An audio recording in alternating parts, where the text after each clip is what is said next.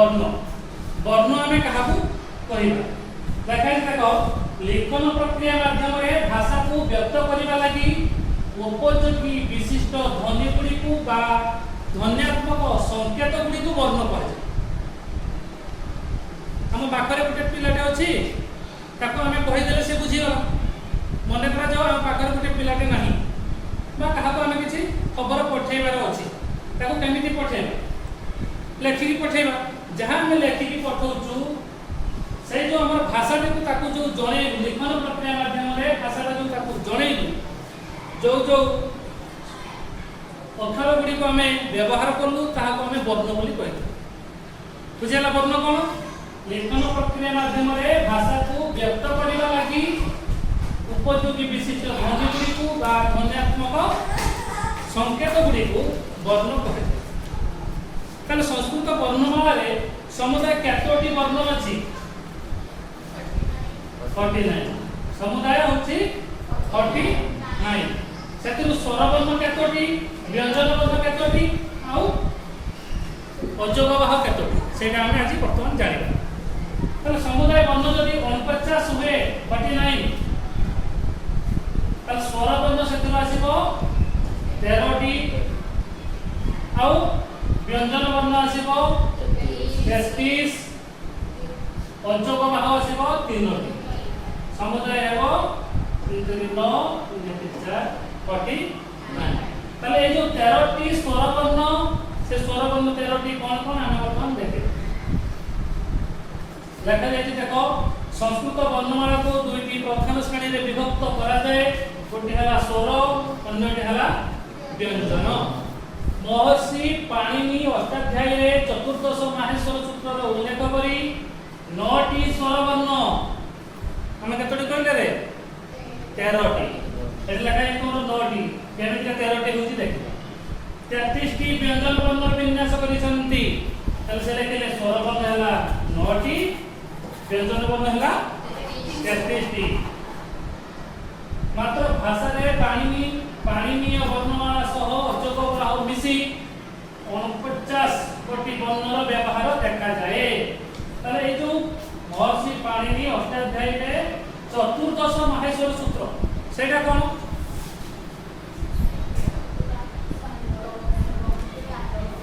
हां शिवंकर जो तांडव नृत्य से तांडव नृत्य करुवा समय कोन चतुर्दश माहेश्वर सूत्र त शिव जते बेले तांडव नृत्य करूथिले ताकर जो डंबुरु बजे से नाचुथिले डंबुरु विभिन्न प्रकार शब्द सब बाहरथिला से जो डंबुरु शब्द को लक्ष्य करिकी लेखे माहेश्वर सूत्र ताकर महेश्वर नाम आसीथिबा हेतु माहेश्वर सूत्र कहा गला प्रथम सूत्र होची ओ यू रुलु एवं हय बर ए प्रकार 14टी अछि माहेश्वर सूत्र लगे सेडा पद देखिबा वर्तमान देखिबा हमें हमर जो स्वर वर्ण केतोटी व्यंजन वर्ण केतोटी ओ कोन त समुदाय स्वर वर्ण लेखिले केतोटी 9टी व्यंजन वर्ण लेखिले 33 उन्हें लेखिले दीर्घ स्वर अरे ये स्वर ना ए स्वरटा एठी भी मिसिबो तले केला 9 कोन मिसिबो केतोटी 4टी 9 4 13टी हे गेला ना नहीं हमें लेखिले पूर्वरु 13टी तले समुदाय वर्ण हे लागते स्वर वर्ण 13टी तले स्वर वर्ण पाई गेले 13टी व्यंजन वर्ण 33 अजोगवाह 3 समुदाय हे गेला 49 प्रथम देखिबा एबे हम स्वर वर्ण कौन देखिबा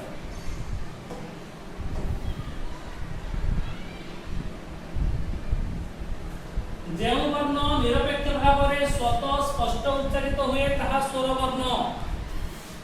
देखाइछि स्वयं राजन्ते इति स्वराः जे निजे निजे उच्चारित होई पारे अन्य प्रकार बिना साहाय्य रे जेउ वर्ण उच्चारित होई पारे ताहा को हमें स्वर वर्ण कहिबा लेखाइछि स्वर वर्ण साहाय्य व्यंजन रो उच्चारण स्पष्ट उच्चारण संभव हुए उच्चारण काल मात्रा आधार रे यह तीन प्रकार ह्रस्व दीर्घ व कृत एठारे आमे केवल ह्रस्व और दीर्घ स्वर अध्ययन करिबा यार मूल संख्या होछि 13 तले ए जो कृत वर्ण को आमे व्यवहार करिबा नहीं व्यवहार होउनाही वर्तमान केवल ह्रस्व और दीर्घ ए दुईटार व्यवहार चली से दुईटा को हमें देखिए ताले एते ह्रस्व स्वर किए किए देखो ओ ह्रस्व स्वर किए किए ओ तार दीर्घ हेउची आ तार ह्रस्व ई दीर्घ ई ह्रस्व उ दीर्घ उ ह्रस्व रु दीर्घ रु आगे नहीं ए ओई ओ औ ए जो चारोटी दीर्घ स्वर रहिला तार ह्रस्व स्वर नाही रखा करो ह्रस्व स्वर एठी अछि चारोटी आ गोटे अछि ए उल्टा एस टाइप रे सेटे को जाय रु आगे रु ताले वर्तमान आमे देखिले ह्रस्व स्वर चारोटी तार दीर्घ स्वर चारोटी पाई गले तापर जो दीर्घ स्वर चारोटी अछि ए ओई ओ औ एमानकर ए जो ए ओई ओ एमानकर ह्रस्व रूप नाही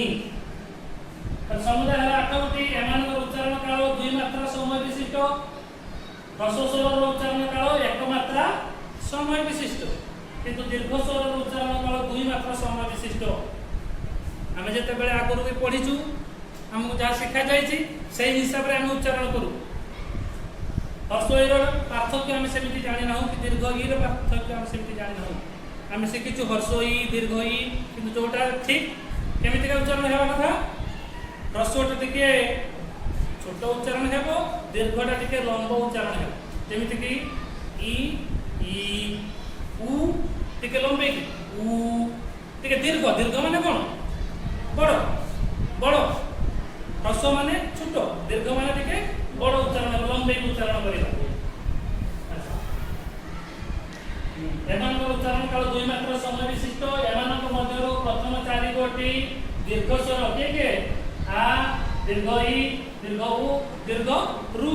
र ह्रस्व रूप क्रमशः हेउचंती अ ह्रस्व ई ह्रस्व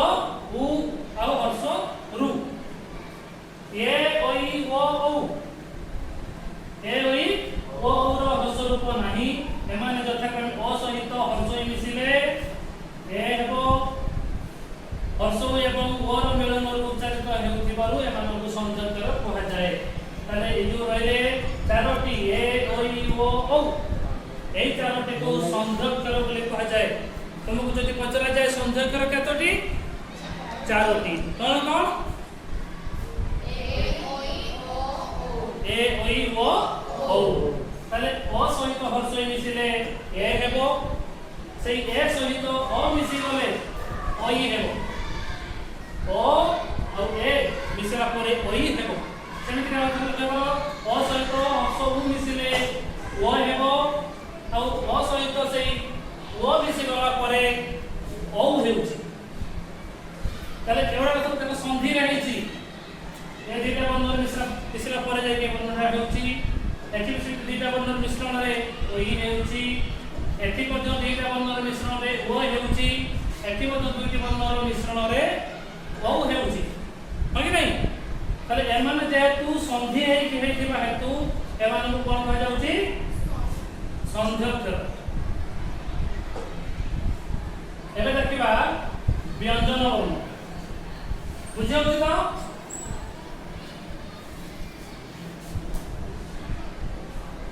व्यंजन वर्ण देखो जहाँ स्वरर अनुगामी बा स्वर बिना जहार उच्चारण होई पारे नाही से व्यंजन स्वर वर्ण कोन पढि आसिले स्वयं राजन्ते इति स्वराः जे वर्ण निरपेक्ष भाव में निजे निजे उच्चारित हुए ताकू स्वर वर्ण कहा जाए किंतु व्यंजन वर्ण स्वर वर्ण को नहीं करी उच्चारित है यदि स्वर वर्ण न मिसिबो व्यंजन वर्ण उच्चारण होई परिबो नाही स्वर वर्णर साहाय्य रे उच्चारित हेउथिबा हेतु से वर्ण गुडी को व्यंजन वर्ण बोली कहा जाए वर्णमाला अंतर्गत क आदि व्यंजन वर्ण सहित जे अ मिसि जाई लेखा जाए ताहा केवल व्यंजन उच्चारण लागि निर्दिष्ट समुदाय व्यंजन संख्या होची 33 आगु में आलोचना करिछु समुदाय व्यंजन हेले 33 तले ए जो 33 टी को यार दुईटी भाग अछि गोटे हला वर्गीय व्यंजन और होची अवर्गीय व्यंजन वर्ग व्यंजन आउ अवर्ग व्यंजन। वर्ग व्यंजन किए किए देखा वर्ग व्यंजन जदि वर्ग व्यंजन को भाग करा जाए समुदाय वर्ग होउची पांचटी। वर्ग होउची पांचटी कौन कौन अ वर्ग च वर्ग ट वर्ग क वर्ग प वर्ग आगु मुझे पढ़ी थी पचट तप शुणी थी आगु पचट तप पर होउची क वर्ग च रे च वर्ग ट रे ट वर्ग त रे त वर्ग एवं प रे प वर्ग। पर क वर्ग के आसीबे क ख ग घ म च वर्ग रे च छ ज झ ट वर्ग रे ट ठ ड ढ ण त वर्ग रे त थ द ध न प प ब भ म आसीले क वर्ग रे। ताले सब वर्ग लक्ष्य कर पांचटी अछि 5 5 सब लक्ष्य कर 25 टे हेला ना नहीं। ताले समुदाय केतोटी थिला 33 33 रु 25 गला केते रहबो 8 टे रहले है कि नहीं। ताले एठी होची जो 25 टे हेला हमर वर्गीय व्यंजन आउ रहिला 8 टी जोटा कि जीवो अवर्गीय व्यंजन। अवर्गीय व्यंजन ताले केतोटी 8 गोटी कौन कौन अवर्गीय व्यंजन 8 गोटी सेटा वर्तमान हमें देखिला। एक देख देखो अवर्गीय व्यंजन एमानकर समुदाय संख्या होउची 8 टी 25 टी चली गला हमर वर्गीय व्यंजन आ रहले 8 टी अवर्गीय व्यंजन। या दुई भाग विभक्त होईची गोटे हला अंतस्थ आउ उष्म। वर्गीय व्यंजन 25 अवर्गीय व्यंजन है 8 गोटी से 8 टी को पुनी दी भाग रे विभक्त करा गला गोटे हला अंत्यस्थ वर्ण आउ हला उष्म वर्ण। सेई अंत्यस्थ वर्ण के के आसंती य र ल व आउ उष्म वर्ण रे आसंती स स स ह ये चारोटी ये मध्य चारोटी 8 ताले अंत्यस्थ वर्ण रे वर्तमान एई वर्ण मानकु अधस्वर मध्य कहा जाए। उच्चारण स्थान दृष्टि एही क्रम ठीक मन हुए मात्र पाणिनि ई हर्षऊ हर्षरू आउ रु र क्रम अनुसार एगुडी कर क्रम य ब र ल रखिछंती कारण एही श्रेणी द्वय गोटिए अन्यर रूपांतर माने गोटिए अन्य सहित परिपूरक हेतिबा हेतु एमानकु एई क्रम रे पाणिनि ताकु सजेई कि रखिछंती य ब र ल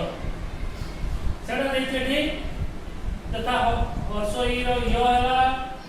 ओटा ब रु रु र ल संधि दे जतियुक्त अपि यद्यपि सुयुक्त आगतम स्वागतम पितृयुक्त आलय पित्रालय लुयुक्त अनम लवम। जेउ ब स्थान रे हर्षऊ दीर्घ हुए बच बच स प्रकृति धातु थिबा ब संधि द्वारा जात हेउथिबा ब अन्वेषण स्वागत पवन भावुक प्रवृत्ति प्रत्यय थिबा ब धनवान मायावी प्रवृत्ति ब अंत्यस्थ वर्तन्ति। एबे देखो उष्म वर्ण ताले केतोटी 4टी स स स ह तीनोटी स आउ ह एहा उष्म वर्ण। अंत्यस्थ वर्ण के य ब र ल एटा जदि मन रखिबा त गण कथा नले एटा भी मन रखिले भी हबो य ब र ल। व्यंजन वर्ण को हल मध्य कहा जाए। यह अर्धमात्रा विशिष्ट यार उच्चारण काल अर्धनिमेष मात्र केवल व्यंजन प्रयोग हल चिन्ह